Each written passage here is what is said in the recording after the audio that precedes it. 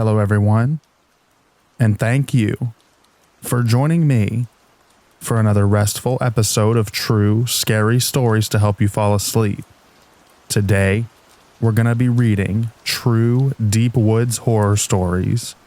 I hope you enjoy them. So without further ado, lay back, relax, and enjoy these true, scary stories.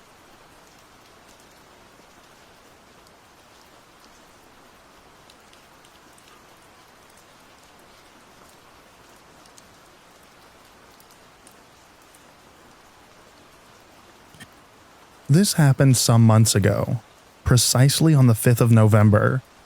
I live in northern Italy, so that was the evening in which the red aurora borealis appeared visible for us. I was chilling at home after a long day when one of my friends calls me and asked me if I wanted to try to go see the aurora with him. I said sure, because I'm always up for an adventure. And from where I live in the top mountain is circa 1 hour in the car. At 21:30-ish, he comes and gets me and up we go. We even see a cute chunky fox while ascending. We arrive at the top of the mountain. There's a big parking lot there, and we get out of the car. Pretty freezing winds and howling winds. We encountered only one car on the road, and one is parked at a distance from us, apparently empty or just dark. We take some pictures. Can't really see the aurora, but some reddish specks of light here and there. Still magical. We can, however, see a beautiful Milky Way. So despite the cold, we just stand there in admiration of the universe above us, chatting lightly.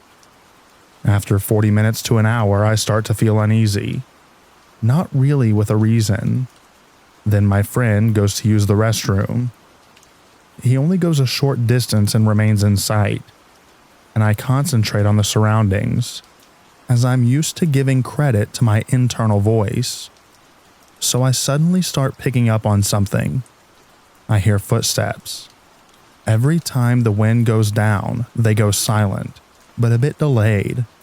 I can clearly distinguish them as the iced snow crunched under the weight. When the wind picks up in strength, I tell my friend when he comes back. We listen, and he confirms it as they're getting progressively closer. We made eye contact, decided we saw enough of the stars and didn't want to stay around to find out, and calmly walked back to the car, locked the doors, and booked it swiftly out of there. We kept check the next day about robberies or anything else, but we didn't hear anything. I'm still amazed and spooked in how sudden a very calm, peaceful, and overall nice night almost resulted in a dangerous encounter. A biped trying to sneak on you does not seem friendly.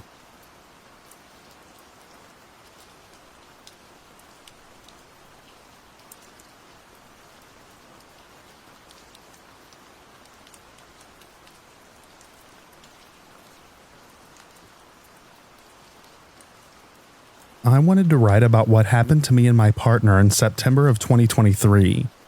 We were hanging out with our two new friends, a husband and wife. Let's say their names are John and Mary. They decided to camp at Todd Lake Recreation Center, which is in George Washington National Forest, and invited us to spend time at their campsite, have a few beers, relax by the campfire, etc. My partner and I decided that we weren't up for overnight camping, but were down to hang out for a bit.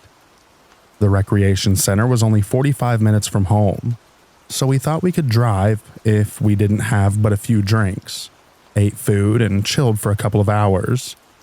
So we get there at around 4:30 p.m. and have camp snacks, sandwiches, chips, nothing special, and some alcoholic seltzers. We wander down to the lake and let their dog swim, and then we decide to head back to the campsite and start a fire. I knew we weren't staying the night, so I kept track of how many drinks I had and the food I ate to ensure that I was suitable for the drive later. In total, I had 5 seltzers the entire night, over hours. Not to sound like an alcoholic or anything, but 5 seltzers do not explain what happened to us that night. I can handle my alcohol, and I'm responsible while drinking by pacing myself, eating food and drinking water in between each beverage. So we're hanging by the fire with John and Mary, and next thing you know, John says, "Hey, do you guys want to walk down to the lake?"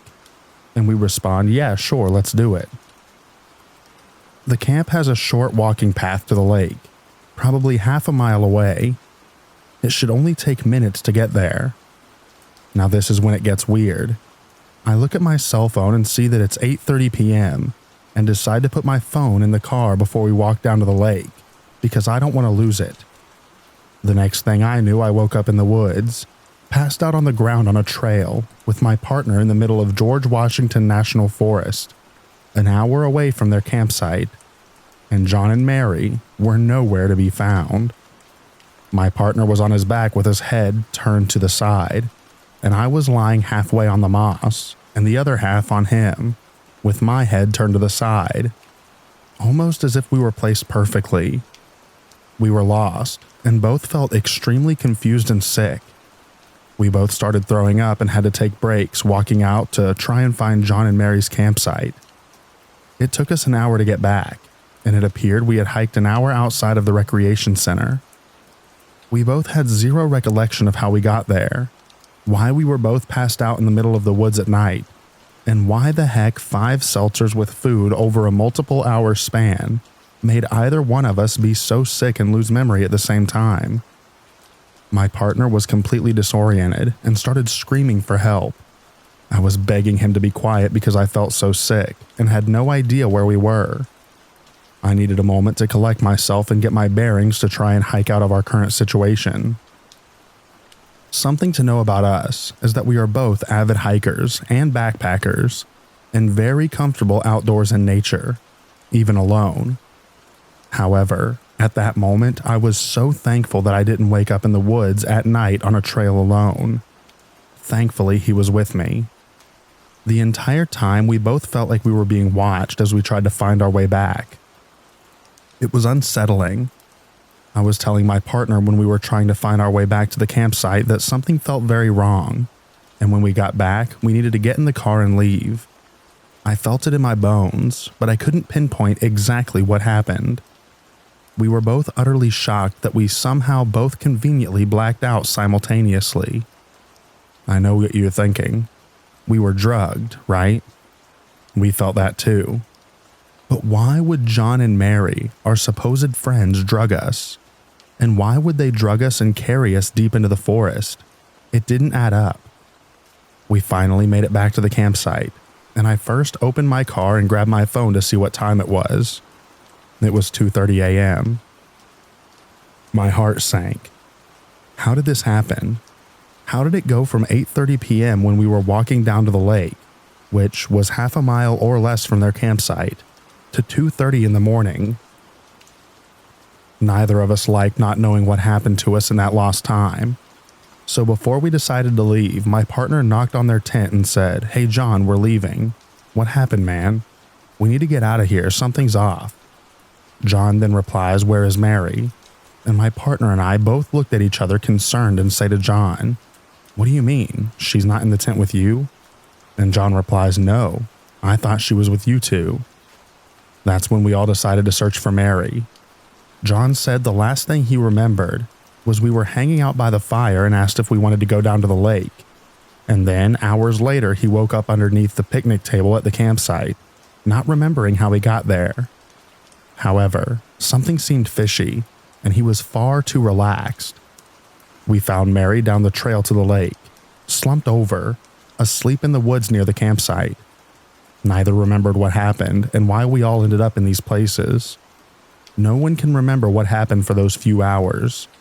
It was misty, dark, and foggy on the mountain, and I was shivering, with my teeth chattering, feeling sick and just ready to go home. We got in the car and returned to our house, but it took a while to settle enough to sleep. When we spoke to John the next morning, they laughed it off and said, "Maybe we just shouldn't drink so much next time we hang out." I remember all of us hanging by the fire, and then mentioning us going down to the lake. but I stayed back to deal with the dog and you three went down there." John changed his story from what he had said the night before. Something didn't set right with me. The Todd Lake Recreation Center was almost empty. We only saw one other family camping that night, and they weren't anywhere near our campsite, which was also odd. My partner and I don't feel like we drank enough to the point that it would cause us to black out, especially at the same time. So what did happen? We were so sore and a little cut up, but our only thoughts were this must have been something paranormal, or they did drug us.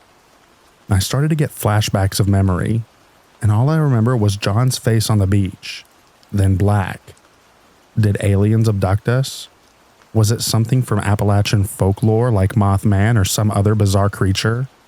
Did we all drink too much? Did we get drugged? My partner lost his phone that night, so I called the ranger the following Monday, and they said they found it in the woods busted up between campsites 5 and 6. But John and Mary were camping at campsite 1. The ranger mailed it back to us because I didn't want to drive back there and had a horrible pit in my stomach.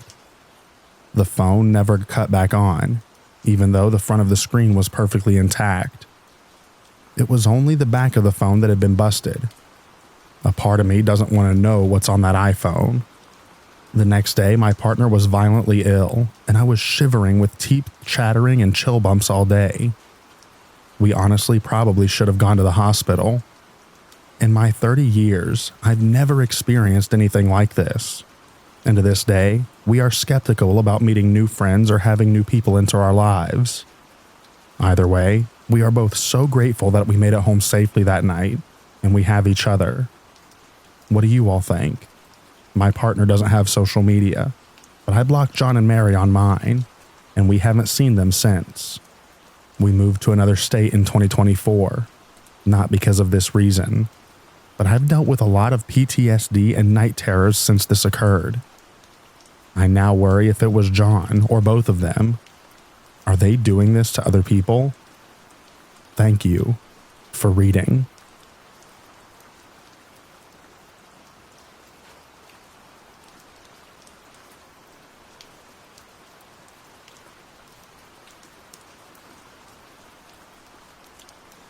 So, this isn't something I witnessed.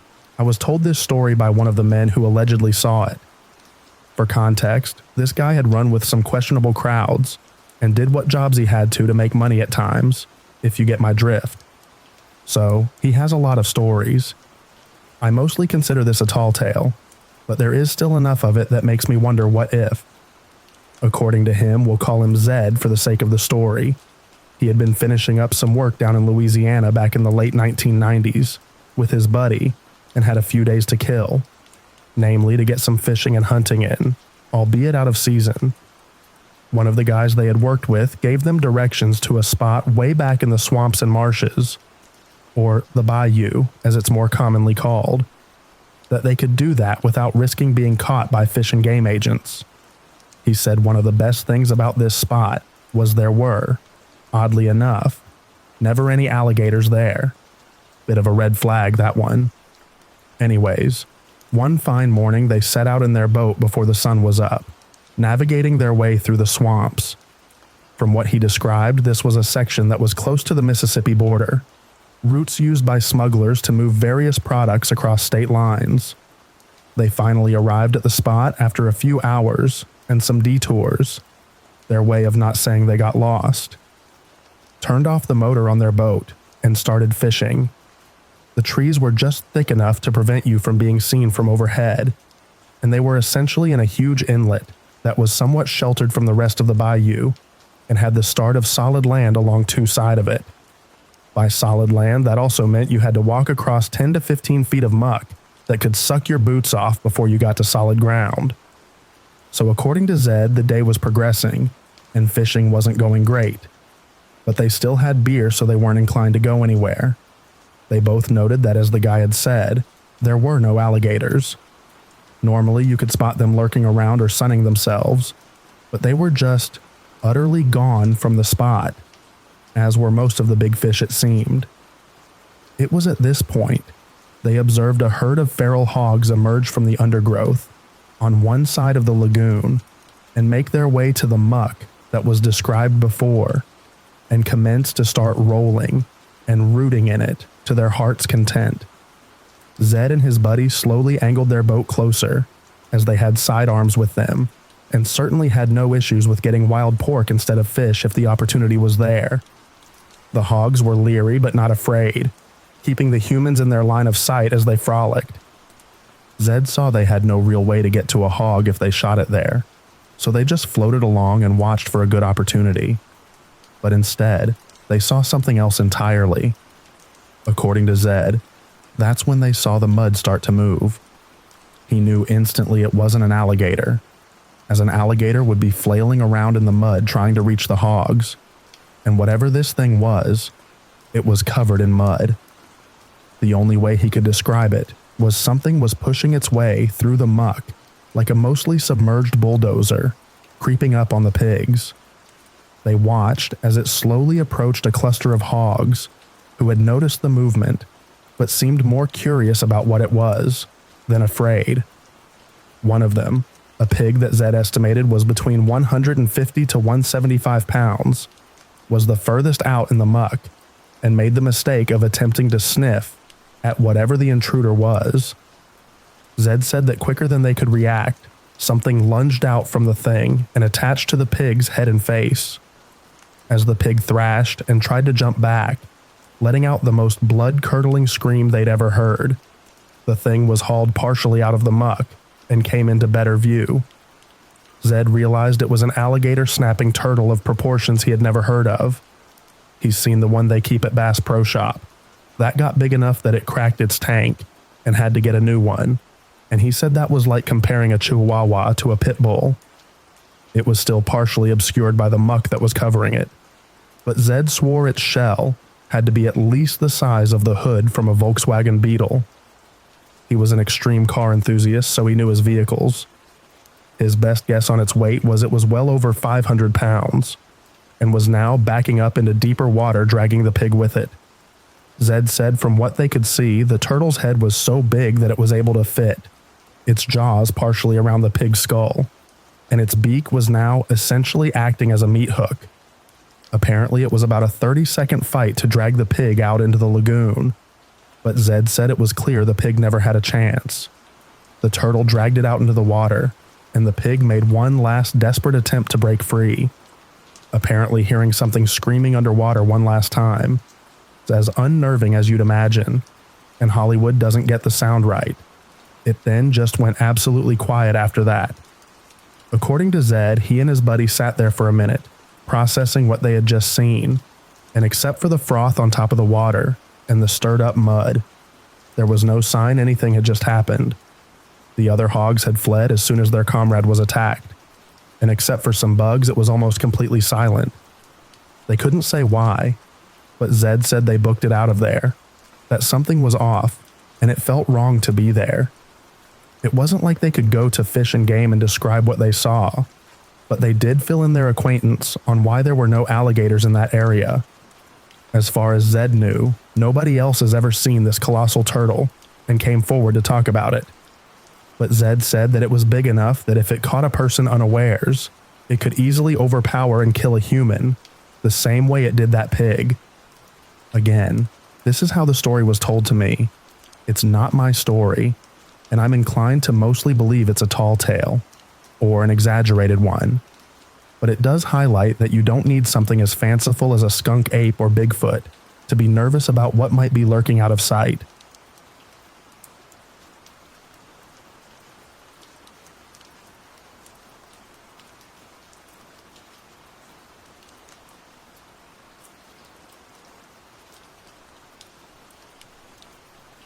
I live in the Midwest. I live on a small rural lot between a cornfield and a small forest, in a camper. I've lived in this country my entire life. I know the entire county like the back of my hand. This being said, I've come to the conclusion that my experiences around the rural and wooded parts of this country are crawlers. I'm 100% sure of it. I've had many encounters actually. None back to back, but they happen frequently. There is a forest/park in the middle of the town that I always hated at night since I was little. As I got older, my cousin and I thought being scared was really fun. We'd go there at night on purpose, but never lasted long. I always felt like I was being watched. This, on top of urban legends of people going missing here at night, made me feel really uneasy. Fast forward to a couple of years ago. I got married and am settling into the life as a husband. I'd take my large, all-black German Shepherd, Fenrir, on walks with me at night. I always walk towards the park, but I usually don't enter into it. The first time something weird happened was 5 years ago. I was walking Fenrir, and the woods to the front and to the right of me, to the left and behind me was a neighborhood edge and a small playground, went silent. My dog started acting super anxious. He's usually a very stoic dog and quiet. He's 120 pounds and built like a tank. Looks very intimidating and he knows it. I heard rustling in the woods following me, and I felt like I was being stalked. I ran home, and that's the end of the first encounter. I had a few more encounters like that, but last year, things really amped up. I was on a walk around 11:30 p.m. with Fenrir, my wife, and our little newer dog, Booger. He's a terrier Chai mix. We are walking down the same path, and about 3 blocks away from the woods, 4 or so deer are sprinting out of the trees into the street towards us, and they seem terrified. Then I hear what I can only describe as what sounded like a human trying to mimic the sounds of a monkey. I thought it was silly until recently, when I read that other guy's story who heard the same thing. We laughed it off as some kids playing around. Once we get up to the woods and are walking parallel, we can clearly see 2 reflective eyes and a silhouette staring at us from the tree line. We also heard a deep growl, and then like a hissing sound, but it wasn't super high-pitched or anything. Both of our dogs acknowledged this as well. Finn stared, and Booger growled a bit. I made a Facebook post on the community's Facebook group, and other people told similar stories around town. Around this time, I got a job as a tour guide/maintenance for rail explorers. I'm working there again this year as well. We start April 1st. Basically, they take unused or tour-specific railroad sections that aren't used federally, and they have these pedal carts with motor assist on them so you can use to explore the tracks. It's super cool and super fun. The one I work at is like 5 minutes from where I live, and it goes through the woods in an inaccessible part of the country, unless you float down the river and hike up steep, loose dirt hills. You go under one old car bridge, and you go over 2 multi-hundred-foot-length old train bridges. The first one is larger and taller, and it's about 150 feet off the ground above the forest. The second goes over the river. About 6 months into the job and it's fall. We work until midnight, sometimes with the last tour leaving around 9 p.m. That means the last tour for the last 2 months of the year are in complete darkness. The way that job operates is with 6 employees. 4 get on the lead bike, and 2 get on the rear bike. From the lead bike, we drop off one person at the busy intersection so they can flag traffic, and one person gets dropped off at the large train bridge that goes over the woods. The person at the bridge gives a short safety speech to the customers, who stop and go one at a time over the bridge. The employee carts are much faster than the customer ones. We all have walkie-talkies, and we usually have these battery-powered floodlights on stands that we use so the customers can see us, and light up safety vests. On one particular night, we were behind by 20 or so minutes. Instead of leaving the depot at sunset, we were leaving at dusk. I was stationed by the high bridge. By the time we reached the bridge, it was pitch black aside from the stars providing a little light. My coworkers dropped me off and waited with me until the first customer arrived. I gave the little speech to the first cart of 4. I chatted with them a little bit, and I was trying to buy some time and wait for the next customer cart, so there wasn't a massive gap for my coworkers who have to flip the bikes around. After a few minutes, I let those customers leave and I was alone. I was alone for 20 minutes. I used the radio so many times, but it was static for everybody. One of the only times we've ever had an issue like that as well. I kept seeing movement in the tree line. I kept hearing fast footsteps all around me in every direction. I had the floodlight on above my head, so everyone and everything could see me, but I couldn't see anything.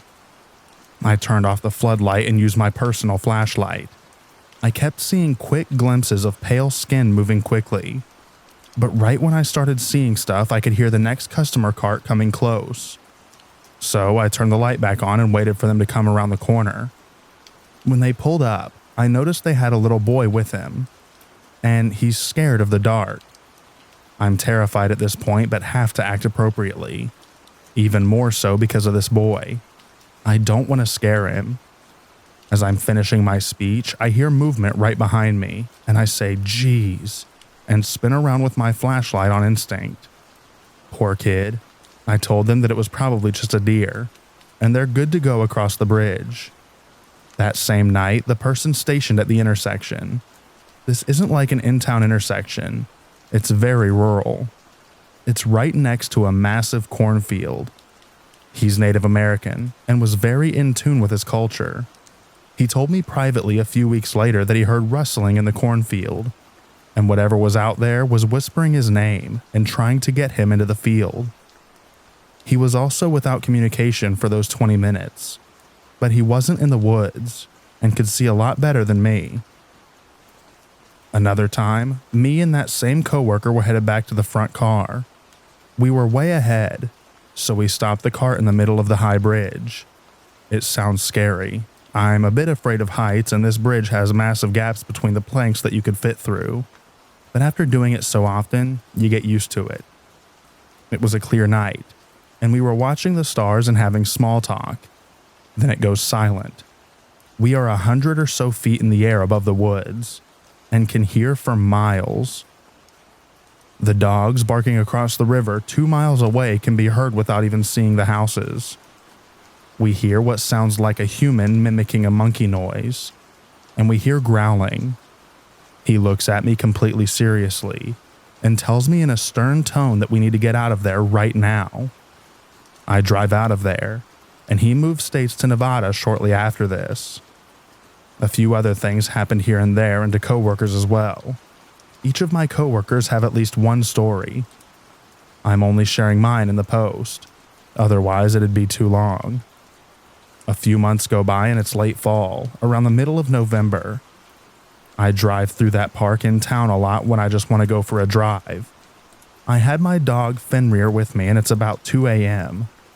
I can't sleep, so I'm listening to a Melvins CD and driving leisurely through the park. As soon as I get past the entrance gates, I feel really uneasy and weird. I'm not easily scared. Going to that park at night makes me feel a primal fear. It's beyond fight or flight. I have never felt that way in my life anywhere else, ever. And I feel it every time I'm there. I'm driving through the park and I've rolled the windows up a lot more. Fenrir can still poke his head out but can't leap out. As I go deeper into the woods, I feel worse and worse. I decided not to turn around because I'm already past the halfway point. Turning around would make me stay in the woods longer. I started speeding where there weren't any turns I couldn't see around. I round the last corner, and what I saw made me have nightmares for months. There was a pale, skinny humanoid.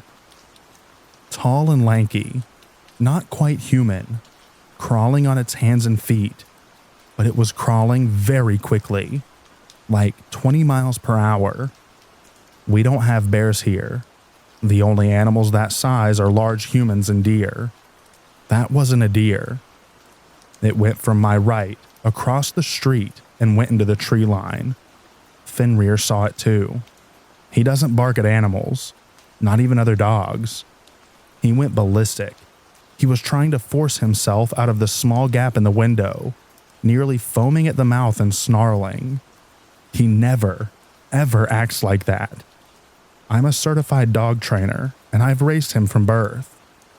Most recently, I've become obsessed with this park. I've walked there at night from my camper to the park with Fenrir. I'll never do it again. I didn't see a figure this time. As I was entering the park, a massive owl flew by my head, so close I could have smacked it mid-flight. This made me feel weird for some reason. As soon as I get into the park, I feel extremely weird, anxious, and nauseous. I walk a few hundred yards to the only streetlight in the entire park, and I turn around and face the woods. Me and Fenrir stand there, frozen for like 10 minutes. The silence was deafening. Anytime I heard anything, I'd jump. Finn was anxious too. He kept staring into a certain spot in the woods a ways off. I swear I saw eyes in there every once in a while. I built up the courage to walk out and haven't gone back since. It'll be interesting to see what happens at my job this year. I wanted to add that the county that I live in is packed full of abandoned mines. Hundreds of them.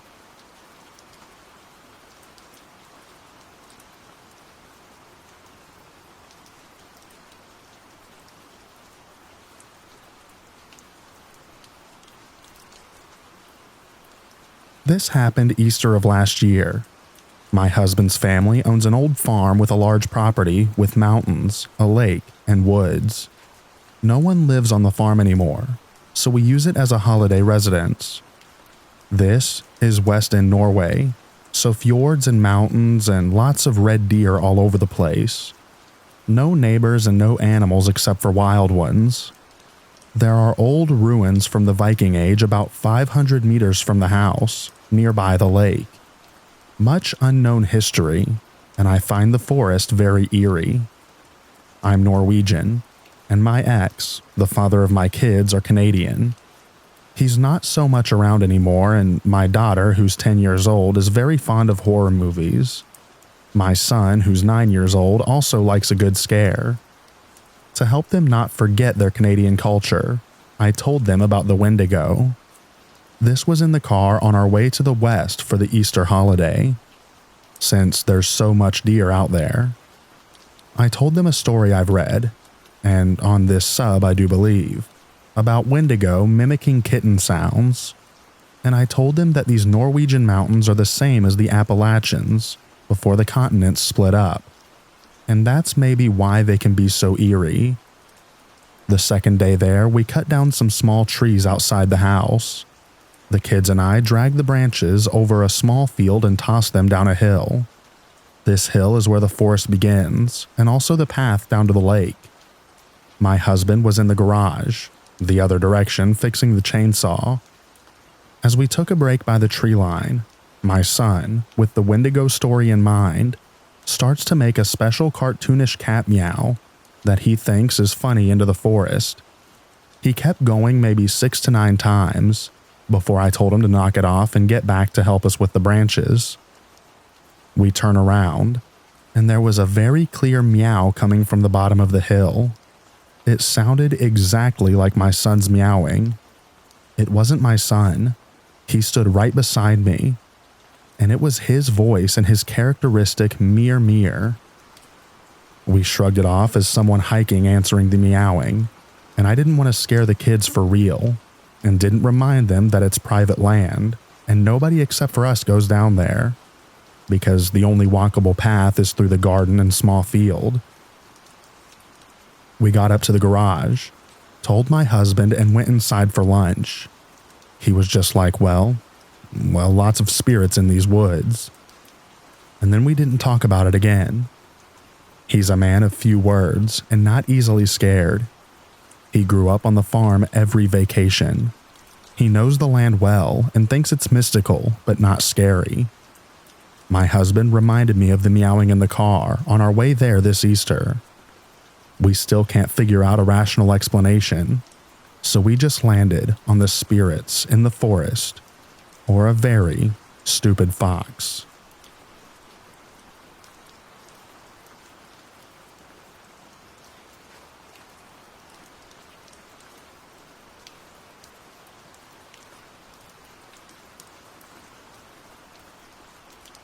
I've been getting more acclimated to camping as a solo female. I'm pretty comfortable in the woods for the most part. I feel safe and at home. This was my first time solo camping in the area I'm from, so it felt particularly special. Pretty rugged, remote part of WNC. I camped off a gravel road right by the creek. After having dinner by the fire, I settled in my tent, the air of early spring growing colder. As I'm trying to get cozy and drift off, I hear what I can only describe as a woman singing. I'm a skeptic and know our ears can play tricks on us. I've definitely heard things before when there's a monotonous sound like the river, so I tried to brush it off. But it had range. It wasn't consistent at all, as if there was a tune to it. At this point, I froze, holding my breath. The singing sound would stop and then start again. I was terrified, honestly. Eventually, I had to suck it up and go to the restroom. The moon was full so I could see. Nothing there at all. Just the beautiful creek in the night. I continued to hear it for a little while longer before a very poor sleep. That's all. Nothing crazy. But I just know what I heard, and I don't have an explanation. Spirit in the river, perhaps? I don't know. But whatever it was very spooky.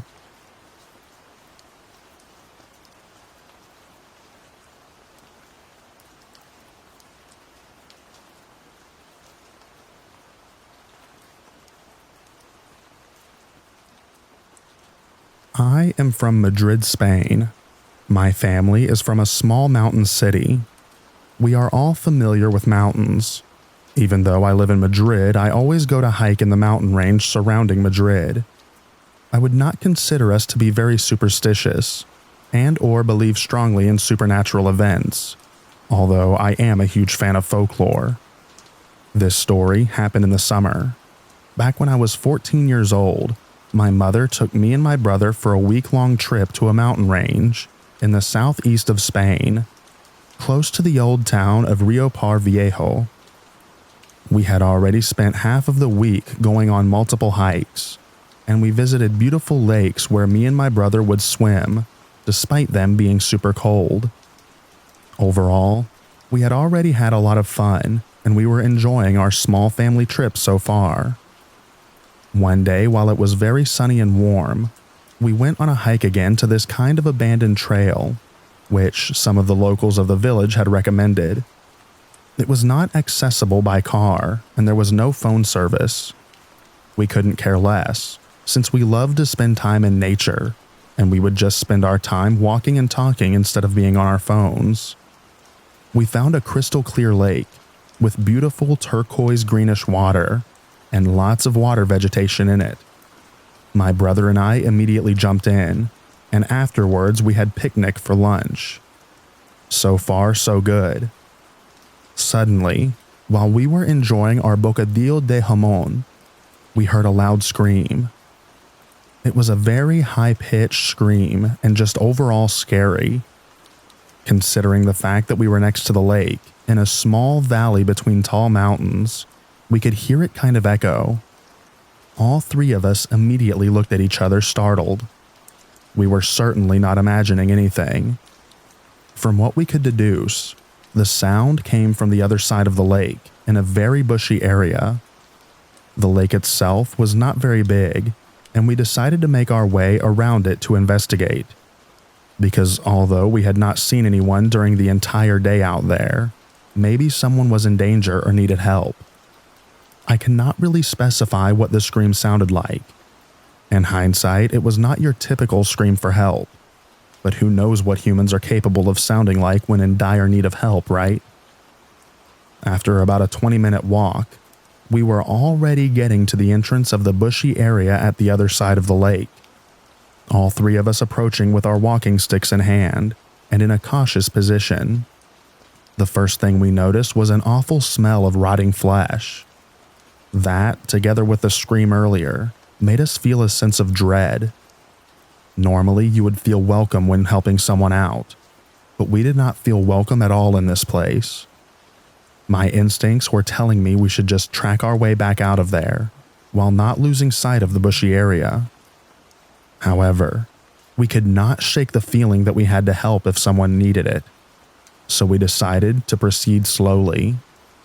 The joy and laughter we had at the other side of the lake were no more. Whatever was going on at this side of the lake, it felt wrong and ominous.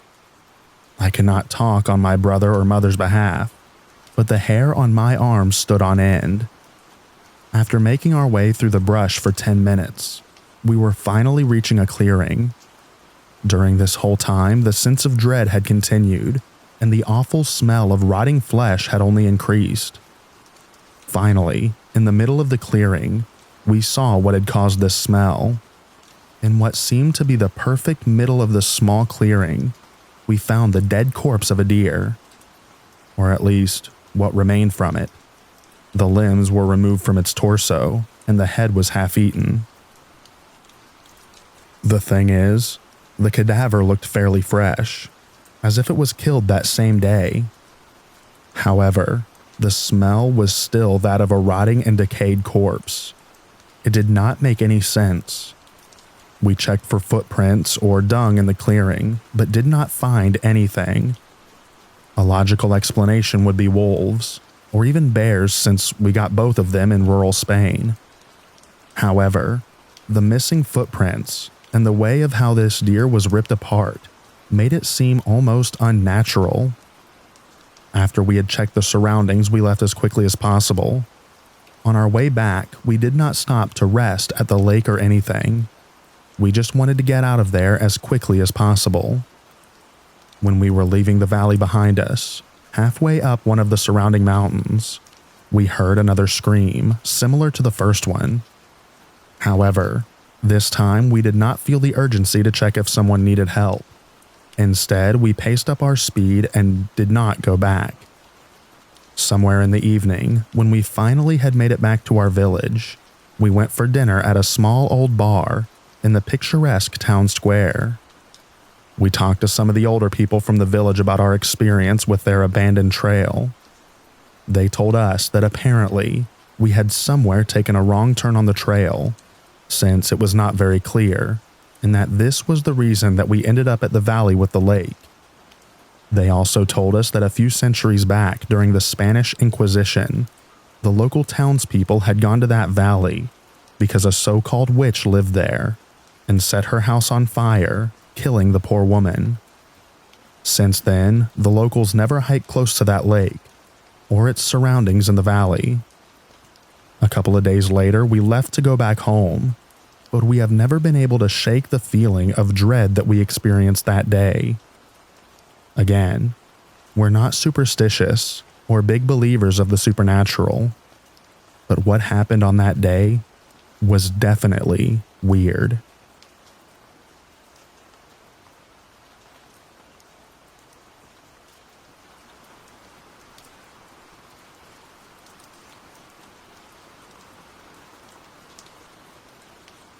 These events occurred 2 summers ago in the Grand Teton area.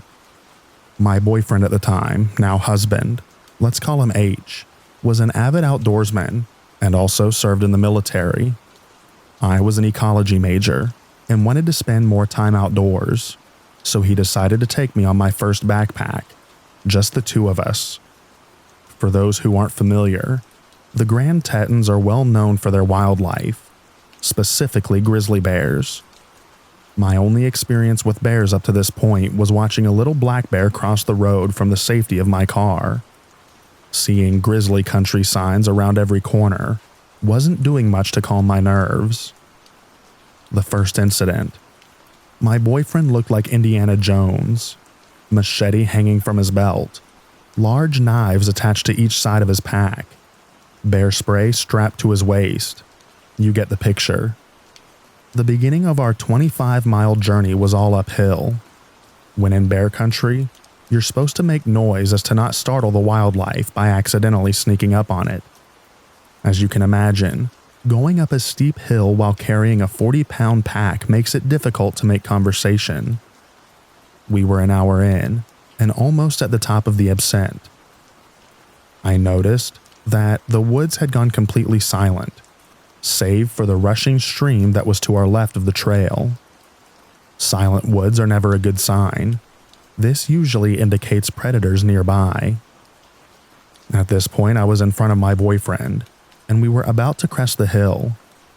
For the past 20 minutes, we had not said a word to each other, having been too tired to speak. We noticed the silence at the same time and gave each other knowing glances. I came up over the top of the hill and immediately froze. Sitting not 10 feet in front of me in the middle of the trail was a grizzly bear. My husband wasn't aware yet as he was behind me, so I did the first thing that I could think of. While still in my frozen stance, I managed to take my arm and started flinging it wildly behind me, trying to get H's attention. I was too terrified to speak. The bear went from sitting on all fours, not looking away from us once. H quickly swung me around so that I was behind him, and he just started yelling. Being in the military, he knows how to yell. The grizzly quite wasn't fazed, as it started to walk slowly towards us. At this point, I was on the verge of passing out from terror. This bear was about 5 feet in front of us when we heard a loud crack coming from the woods to our right. The bear heard it too, and he bolted towards the stream. A second crack boomed again, this time much closer than before. H said, "It's probably just some falling branches." But we both knew that that wasn't the case. At this point, we were walking quickly up the trail in an attempt to create some distance from the grizzly and those strange noises. I felt the hairs on the back of my neck stand straight up, and at the same moment, H stopped moving in front of me.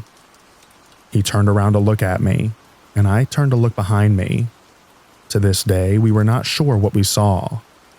Back where we were standing was a large black/brown mass. It looked to be 3 times bigger than the already large grizzly that we had just seen a few moments before. Its back was facing us, and then it stood on its back legs.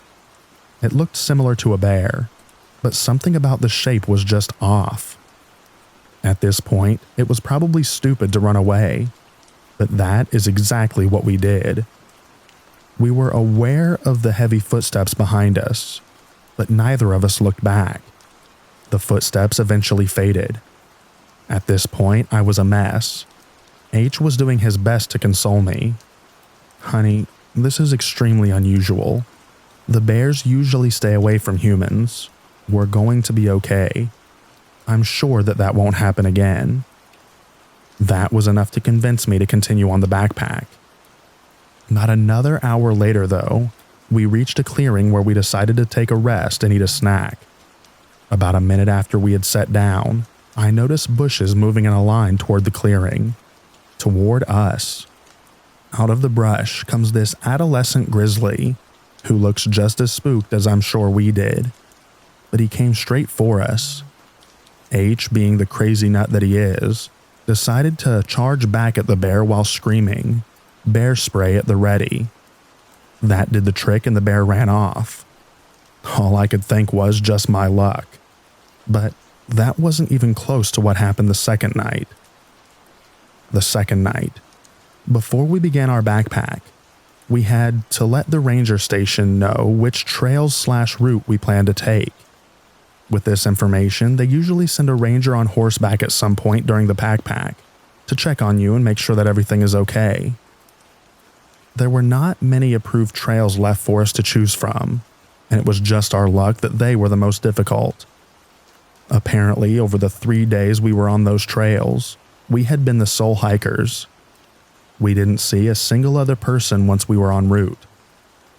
Anywho, I guess we missed the ranger who came to check on us. We had been following hoof prints the entire second day, and we hadn't seen any the day before. I had some foot problems, so we spent valuable daylight trying to adjust my boot, laces, and socks to compensate for the pain. When we started on the trail again, we had maybe an hour or 2 of daylight left, and in the woods it gets dark fast. I was exhausted. It was now dark out, and H was the only one with a working headlamp, as mine wouldn't even turn on for some reason. We needed to find somewhere to set up camp, as we still needed to eat. It was freezing and the wind was blowing. It was creating a howling sound as it rushed through the trees, which made it difficult to hear H or discern any other sounds coming from the woods. After another hour of hiking through the dark, we found a clearing. Well, it was more like a bowl. It looked to be roughly 200 meters in diameter, with the sides being roughly 10 meters down from the trail to the bottom of the clearing. This place was strange. We both felt it, though he didn't tell me how freaked out he was until after we had left. There was no moonlight, so all we had was the illumination from his headlamp, our small camp stove, and the flashlight that I fished from my pack. Half of the trees were dead and fallen, just in the bowl. The vegetation everywhere else was pretty dense. To help alleviate my anxiousness, he started playing Ninja Party out of his portable speaker. This didn't help much, as it just echoed off the trees, creating a dissonance of sounds. He also thought that it would ward off any predators nearby. This is when we knew that our anxiousness wasn't paranoia. The silence was back. There hadn't been a single bird chirp since we arrived at the clearing. It also may have had to do with the obnoxious music, but because of our previous experience, we decided to turn off the music and head into the tent. Also, it was freezing. As soon as we were situated in our sleeping bags, we heard deep cracks and thuds echoing from beyond the tree line. Falling trees? There had been a lot of wildfires and very little rain this season. Thud. We both froze. That sound wasn't an echo. It came from inside the clearing. Definitely not a falling tree. Thud. It came from right outside the tent. We both stopped breathing. H's hand found mine and we clung to each other paralyzed. Something dragged across the outside of our tent, making an indent as it went along. It was thin, almost like a finger. "What is it?" I whispered, shaking. "I don't know. Shouldn't be a person. We're the only ones on this side of the mountain." I was trying my hardest to stifle sobs, trying to listen to what was outside. I could hear steps, but couldn't decipher what it was. The steps stopped, and then the whole side of the tent was slowly pushed inwards. At this point, whatever was outside knew that we were inside, so I shined my flashlight at the side of the tent. What I saw made my blood run cold. It was the shape of a human face pressed into the tent wall. I could make out the nose and an open mouth. Each time they breathed, it made the tent around their mouth billow in and out. H said screw that, and pulled a Glock from his sleeping bag. He cocked it, and the sound shattered the silence. The face pulled back, and we heard fast footsteps heading towards the edge of the clearing. We didn't leave the tent till the sun was shining the next morning. The first thing we noticed was the smell of urine. We came out of the tent and looked around. Whoever it was had peed on our coals we had left on the fire, leaving a distinguishing stench of evaporated pee. Footprints surrounded our tent, circling around multiple times. Muddy handprints decorated the outside of our tent. We think it was mud anyway. The takeaway? Wildlife is not the most dangerous thing in the backcountry.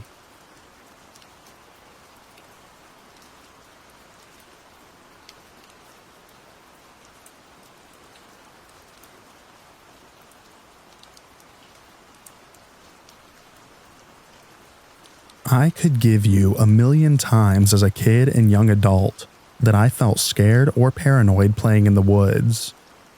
It's a beautiful place, and I spent my entire childhood getting lost, not literally, out there by myself or with friends.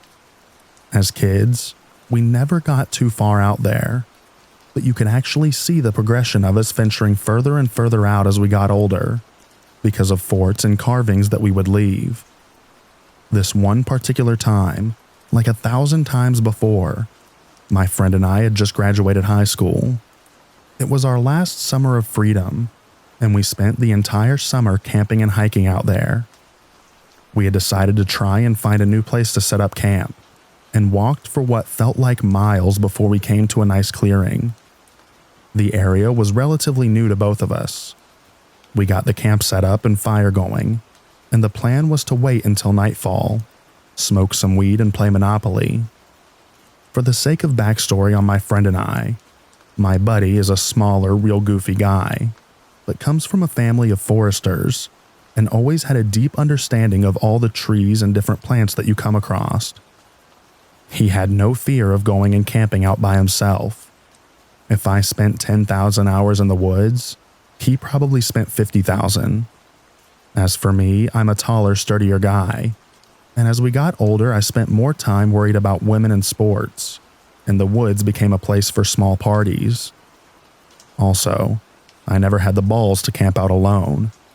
In fact, older me wouldn't go far at all when I was alone, because I could never shake the feeling of being watched, which was from paranoia, but still an uneasy feeling. Anyways, camp is set, fire is going, but it's getting lower and needs wood. Sun is down and we're both cutting up and having a good time. My friend is sitting on this little chair that he always brought and loading up his makeshift bong, and I was crouched breaking some excess limbs off some logs that we had gathered for the fire. All of a sudden, this strong breeze cuts through the clearing. I couldn't tell you if it was the suddenness of it or what, but my friend and I both stopped immediately and looked at each other. The breeze went just enough to flicker our fire down to a small flame. We both sat completely still in almost total darkness, and neither of us said a word. Across from us on the other side of the fire, we could hear footsteps. They sounded like somebody was running and would slow to a walk and then run again, definitely on two legs. By the sound of it, they were pacing back and forth over the same spot. Then, just like it started, it stopped, with a softer crunch on the underbrush. I knew by the sound it had taken a crouch.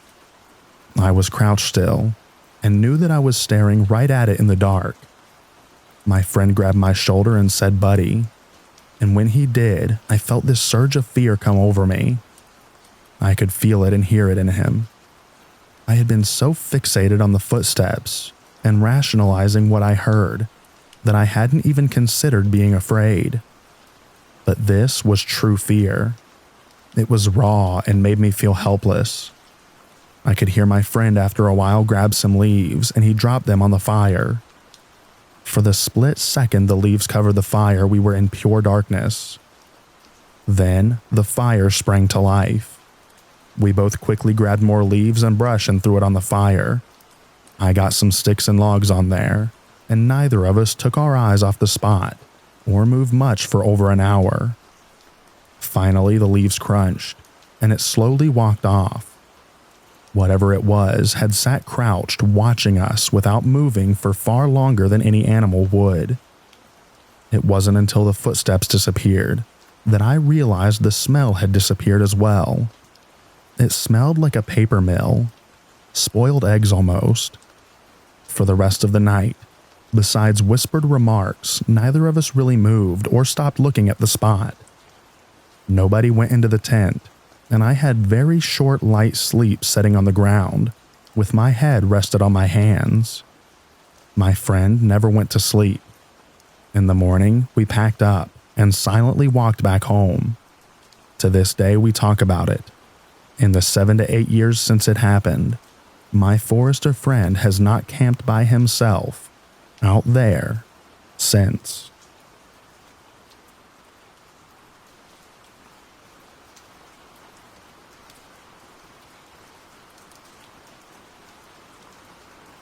Thank you so much for listening to all of the stories in this video. I hope you enjoyed them. I also hope that you enjoy the extra rain at the end. Get a good night's sleep, everyone, and I'll read to you in the next video. Bye-bye now.